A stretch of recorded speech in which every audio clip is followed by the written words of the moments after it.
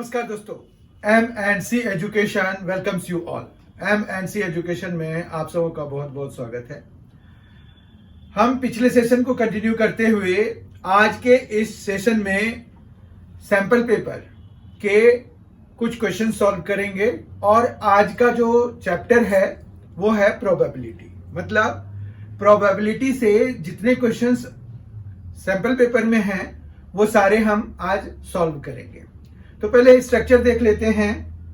हमारे पास जो क्वेश्चन नंबर 5 है सैंपल पेपर में, क्वेश्चन नंबर 6 है और क्वेश्चन नंबर 14 है, वो जो है प्रोबेबिलिटी चैप्टर से रिलेटेड है। क्वेश्चन नंबर 5 और क्वेश्चन नंबर 6 जो है ये 2 मार्क्स ईच हैं, जबकि जो 14th क्वेश्चन है वो केस स्टडी बेस्ड क्वेश्चन है और वो 4 नंबर का है। तो हम आज ये 3 क्वेश्चंस करेंगे। इस तरह से अगर मार्क्स वाइज देखें तो प्रोबेबिलिटी से 8 मार्क्स के क्वेश्चंस पूछे जाएंगे आपको। आइए आज के सेशन की शुरुआत करते हैं। क्वेश्चन नंबर 5 है सैंपल पेपर का और आज का ये पहला क्वेश्चन है। अ bag contains 1 red and 3 white balls. Find the probability distribution of the number of red balls if 2 balls are drawn at random from the bag one by one without replacement।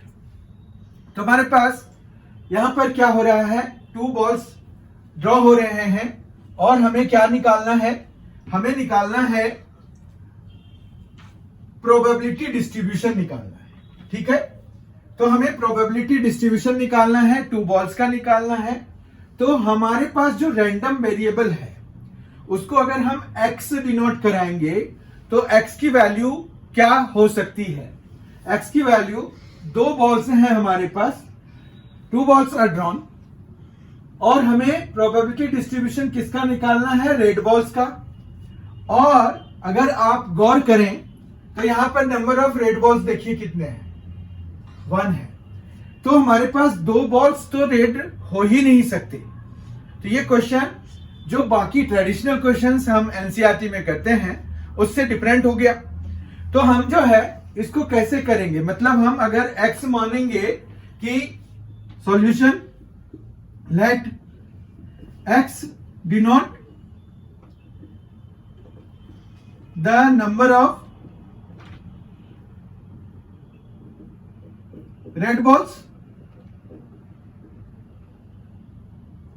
x denotes the number of red balls अगर हम कर रहे हैं तो हमारे पास therefore ये जो x की वैल्यू है वो क्या क्या हो सकती है, 0, 1 और बस, क्योंकि 2 रेड बॉल्स तो है ही नहीं तो हमारे पास 0 और 1 ही होगा। इस हिसाब से even if we are drawing 2 balls but here x can have values 0 and 1 only, 2 तक हम नहीं जा पाएंगे। ठीक है, अब हमें डिस्ट्रीब्यूशन निकालना है तो हमें px इज इक्वल टू 0 निकालना होगा और px इज इक्वल टू 1 निकालना होगा, ये दोनों ही निकालने होंगे। तो हम जो है px इज इक्वल टू 0 निकालते हैं। px is equal to 0, actually हम x को स्मॉल या कैपिटल दोनों ही यूज कर सकते हैं। Let us denote this x by capital X। तो px इज इक्वल टू 0 जब हम निकालेंगे मतलब probability of drawing red ball, मतलब उसमें 0 है तो यानी कि probability of drawing no red ball, यानी कि व्हाइट बॉल्स आने चाहिए। उसके बाद यहां विदाउट रिप्लेसमेंट है, तो विदाउट रिप्लेसमेंट में हम क्या लगाते हैं, कॉम्बिनेशन लगाते हैं। ये सभी हमने डिस्कस कर लिया है। प्रोबेबिलिटी के जो डिफरेंट सेशंस हमने किए थे वो अपलोडेड है ऑलरेडी। आप 12th क्लास के प्लेलिस्ट में जा करके उसको उन सारे वीडियो सेशंस को देख सकते हैं जो क्लास 12th प्रोबेबिलिटी का हमारे M&C एजुकेशन के प्लेलिस्ट फॉर क्लास 12th जो मैथमेटिक्स का बना हुआ है उसमें आपको मिल जाएगा। ये अभी अपलोडेड हुए हैं तो ये बहुत ही रिसेंट है, आप जरूर देखें अगर आपने अभी तक नहीं देखा है तो।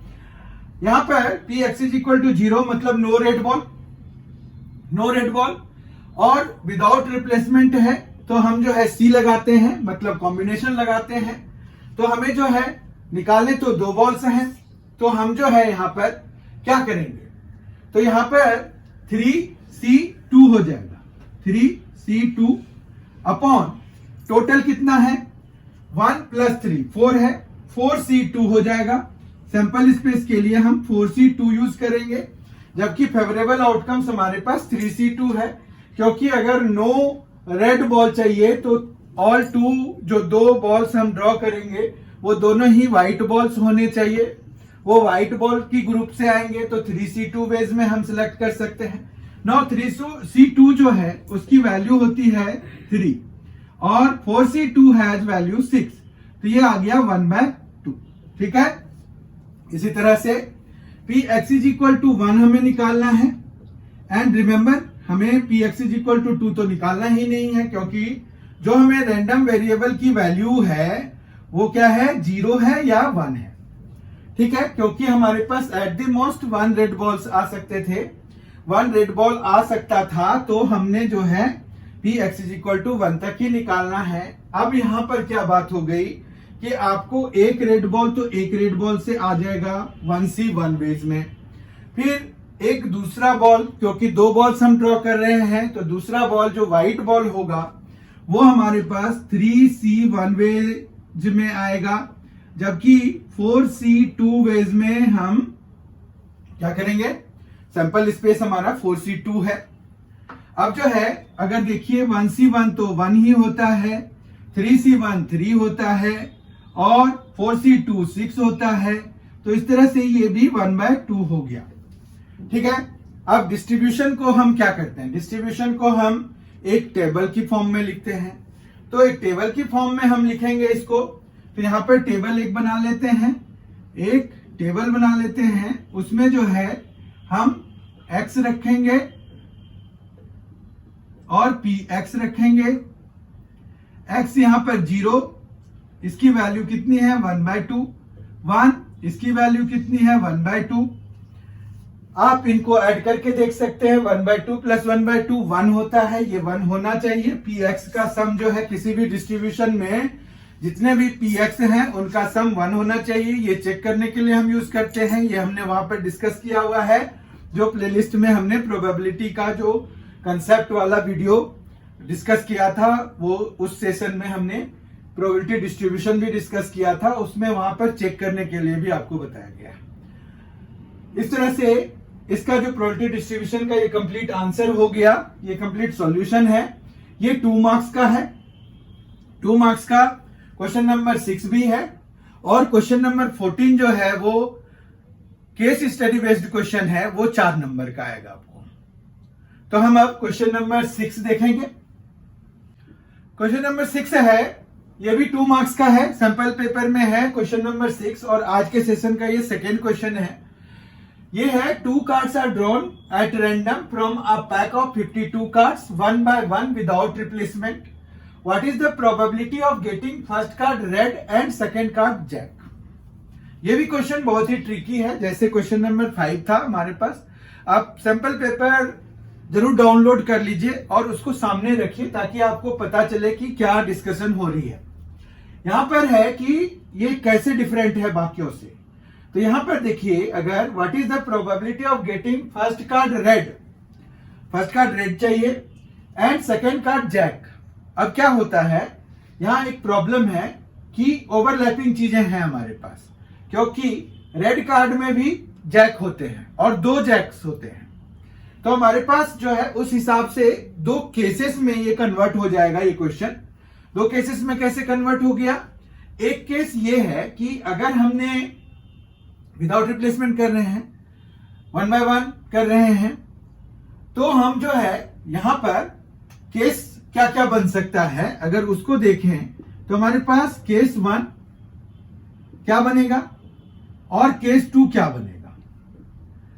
केस 1 हमारे पास क्या बनेगा, केस 1 देखिए कि रेड कार्ड ऑन फर्स्ट चाहिए, तो वो जो है रेड कार्ड हम मान लेते हैं कि वो जैक था। ठीक है, जैक रेड एंड जो दूसरा कार्ड है, सेकंड कार्ड, वो तो जैक होना ही है। अब जैक है सेकंड कार्ड, तो फर्स्ट कार्ड जो है वो हमने जैक रेड मान लिया, और सेकंड जो है कोई भी जैक हो सकता है फिर, ठीक है। अब यहां आ जाइए, यहां पर हमें जो है फर्स्ट कार्ड मान लेते हैं कि नॉन जैक कार्ड है, ठीक है, नॉन जैक लेकिन रेड कार्ड है, क्योंकि हमें पहला तो रेड ही बनाना है ना, तो हम सिचुएशन भी वैसे ही रखेंगे कि हमें नॉन जैक होना चाहिए पर रेड होना चाहिए, ठीक है बात। जबकि सेकंड जो है वो तो जैक चाहिए। अब यहां पर हम जो है इस तरह से सिचुएशन बना लिया, दो केसेस बन गए हमारे पास कि फर्स्ट कार्ड जैक है, रेड है, सेकंड कार्ड जैक है। अब उसमें एक रेड भी हो सकता है और बाकी दो ब्लैक हो सकते हैं, जबकि यहां नॉन जैक यानी कि जैक को छोड़ के, और फिर यहां पर जैक कार्ड, ठीक है। तो हमारे पास जो है पहले वाले में जैसे प्रोबेबिलिटी हमें निकालना है कि first card red and second jack, तो इस probability first card red and second jack, इसकी प्रोबेबिलिटी क्या हम लिखेंगे, इसकी लिखेंगे कि P ये जो है रेड जैक ऑन फर्स्ट हो गया एंड जैक ऑन सेकंड। अब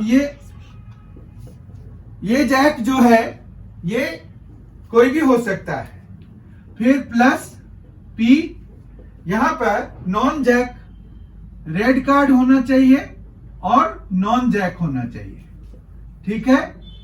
और दूसरा क्या हम ले सकते हैं, दूसरा हमें लेना है वो है जैक, ठीक है। तो ये प्रोबेबिलिटी बन रहा है। अब जो है रेड जैक की प्रोबेबिलिटी कितनी है, तो 2 हमारे पास होते हैं रेड जैक में, रेड कार्ड्स में जैक जो है 2 होते हैं, और हमारे पास टोटल कार्ड्स कितने हैं, 52 है। फिर हमारे पास यहां पर जैक कार्ड, अब देखिए एक रेड जैक हमने ऑलरेडी निकाल लिया है, तो 3 जैक्स ही अब हमारे पास बचते हैं, तो 3/51 हो जाएगा, ठीक है। फिर प्लस डालेंगे, रेड चाहिए नॉन जैक चाहिए, तो कितने कार्ड्स होते हैं जो रेड हैं लेकिन जैक नहीं है, तो 2 जैक्स निकाल दीजिए, तो आपके पास रेड कार्ड तो 26 होते हैं, तो अब कितना बच जाएगा 24, ठीक है। तो 24 हो गया, अपॉन में 52 होगा total number of cards, into फिर हमारे पास जैक अब 4 के 4 बचे हुए, ठीक है। तो यहां पर क्या हो जाएगा 4/51, क्योंकि विदाउट रिप्लेसमेंट है इसीलिए यहां नंबर ऑफ सैंपल स्पेस जो है वो कम हो जाएगा हर एक लेवल के लिए, ठीक है। अब यहां देखिए 3 है, ये 17 हो जाएगा, ठीक है। उसके बाद यहां पर 3 8 जा और 3 17 जा कर लेते हैं। फिर यहां पर 2 से अगर हम इसको कैंसिल कराएंगे तो 26 टाइम्स में हो जाएगा। यहां पर भी हम 2 से ही कराते हैं, ठीक है, 26। अब 26 इंटू 17 करना है, तो वो जो है हमारा एलसीएम हो जाएगा 26 इंटू 17, जबकि ऊपर यहां पर तो कुछ भी नहीं बचा, 1 बचा, प्लस डालिए और इधर 16 हो गया, ठीक है।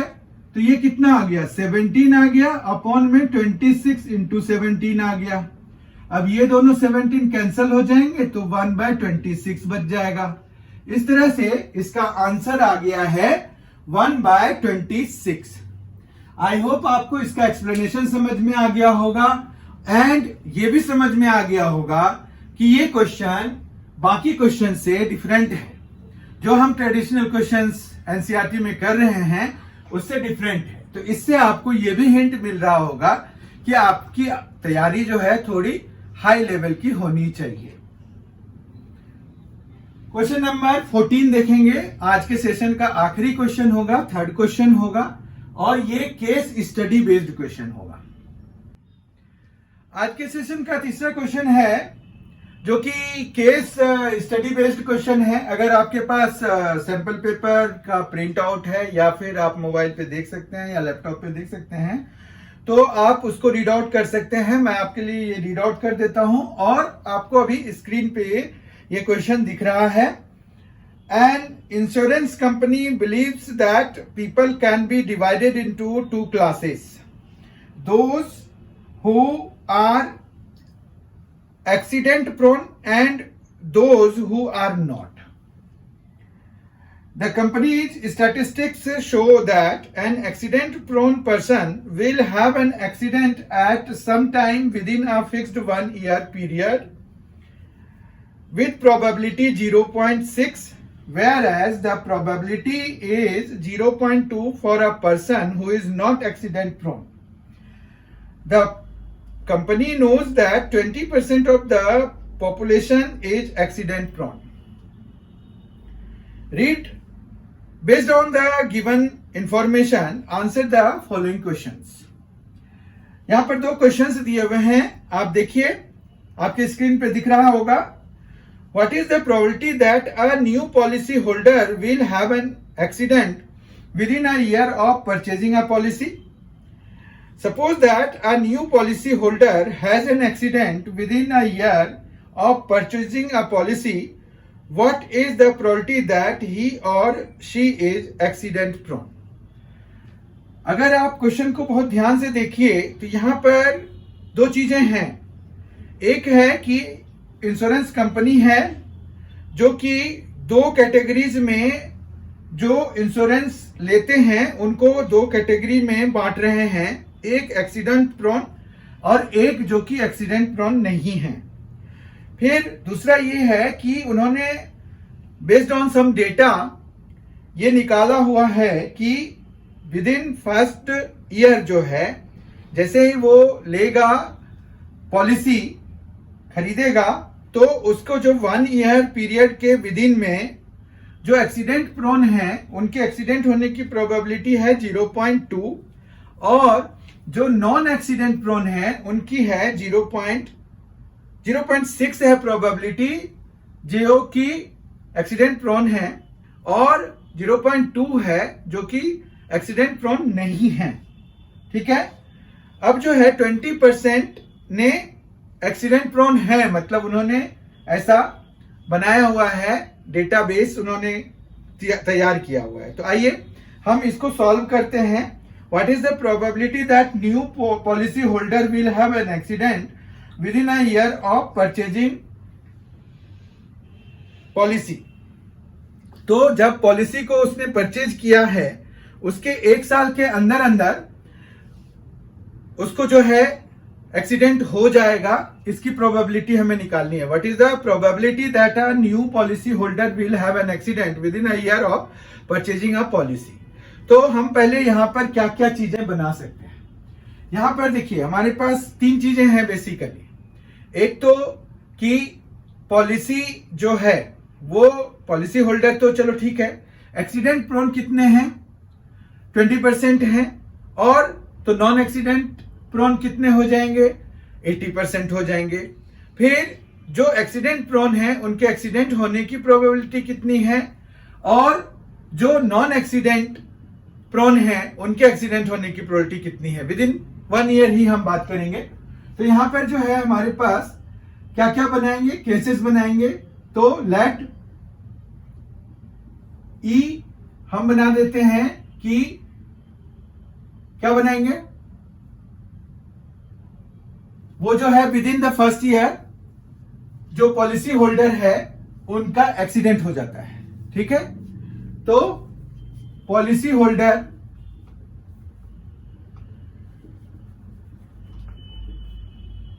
Meets accident. ठीक है, विद इन फर्स्ट ईयर, ये अंडरस्टूड है क्योंकि सब जगह यही बात हुई है। फिर यहां पर हम ये बनाएंगे E1 कि वो जो पॉलिसी होल्डर है वो एक्सीडेंट प्रोन है। ठीक है, एक्सीडेंट प्रोन। और E2 बनाएंगे कि वो नॉट एन एक्सीडेंट प्रोन।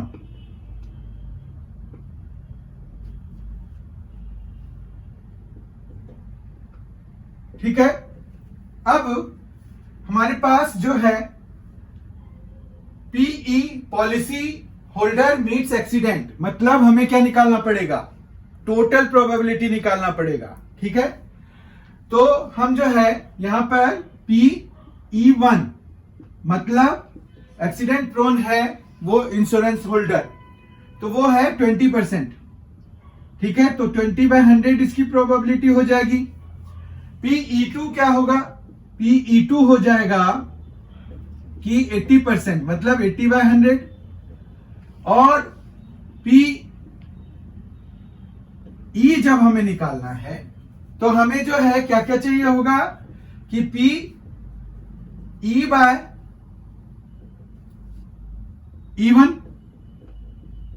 जो कि 0.6 है, और PE/E2 PE/E2 जो कि क्या है 0.2 है।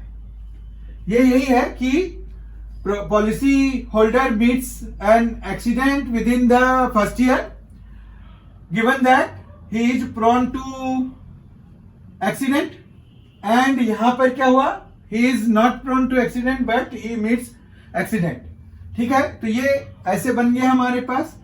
अब हमें जो फर्स्ट क्वेश्चन है, फर्स्ट क्वेश्चन में यही है कि what is the probability that a new policy holder will have an accident with in a year of purchasing a policy.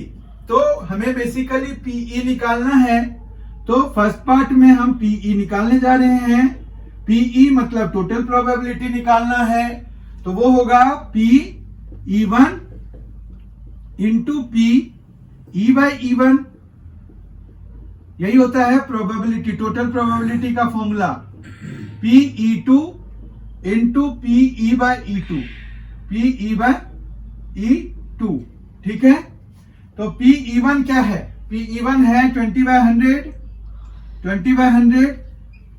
PE/E1 क्या है 0.6 प्लस ये है 80/100 और ये है 0.2 PE/E2। इस तरह से अगर देखिए तो ये 0.2 हो गया, 0.2 इंटू 0.6 तो कितना हो जाएगा 0.12 प्लस 0.8 इंटू 0.2 तो 0.16, और इस तरह से ये आ जाएगा 0.28। ये हमारा हो गया probability of policy holder meeting N accident within the first year of purchasing the policy. Second question है, सेकेंड पार्ट है इसका। Suppose that a new policy holder has an accident with in a year of purchasing a policy, what is the probability that he और she was या is accident prone. मतलब हमें E1/E निकालना है। Question को पढ़िए आप ध्यान से, तो आपको क्या निकालना है, E1/E निकालना है जो कि बेज थ्योरम से रिलेटेड है। तो वो क्या हो जाएगा, उसका फॉर्मूला क्या हो जाएगा, PE1/E चाहिए, तो ये हो जाएगा PE1 इंटू PE/E1 अपॉन में PE।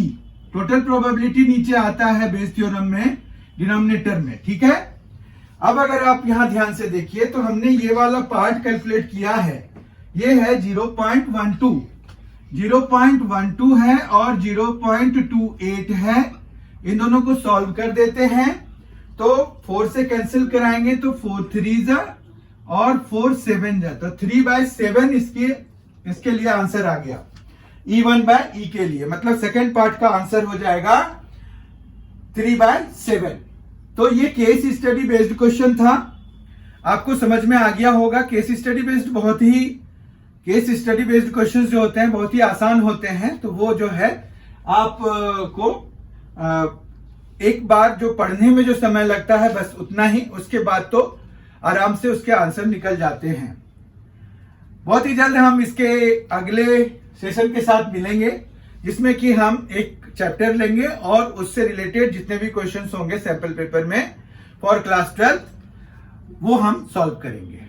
आपने अगर M&C एजुकेशन चैनल को अभी तक सब्सक्राइब नहीं किया है तो प्लीज कर लीजिए, ये आपके लिए बहुत ही फायदे का होगा। Thank you so much for being with us. Thanks a lot. Enjoy yourself.